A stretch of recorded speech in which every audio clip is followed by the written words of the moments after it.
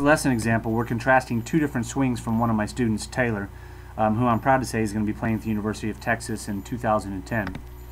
The one on the left is a game swing in which she hit the top of the fence just a couple of feet shy of a home run, and the one on the right is obviously a tee swing in our training. In talking with Taylor about why the ball didn't go over the fence, we looked at different ways in which she could add some efficiency to her swing in a game that would perhaps give her a little bit of extra power and helped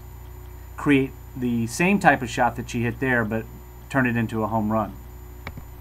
So the main thing that we're going to notice in the two swings is that on the left side, one thing that happens is Taylor drops her hands considerably. So if we notice here, she starts with her hands roughly in the same position. But when we get to our toe touch move, she's already started to drop. And the other thing is she's already started to pull her hands forward a little bit in that positive move. As we get to heel plant, in our swing on the right, she's yet to start any momentum with her hands, and she's kept them a little bit higher. What we notice over here is her hands have dropped even more, and she's, instead of leaving her hands back, she's taking them with her.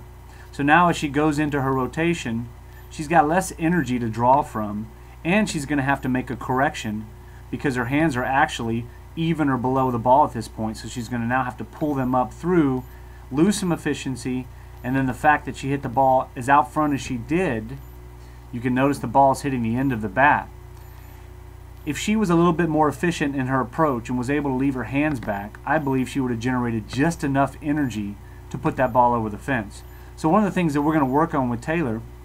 in her training is when she loads those hands is to make sure she leaves them back on toe touch. So there's various drills that we can do that, but one I like to do is to freeze on the stride move or the toe touch move, check your hand placement, check your separation between your elbow, hands, and your body, and work from there. So we do a lot of stride move hitting in our training so that the hitters can understand just where they want their hands to be when they get loaded into that toe touch move and get into a good hitting position.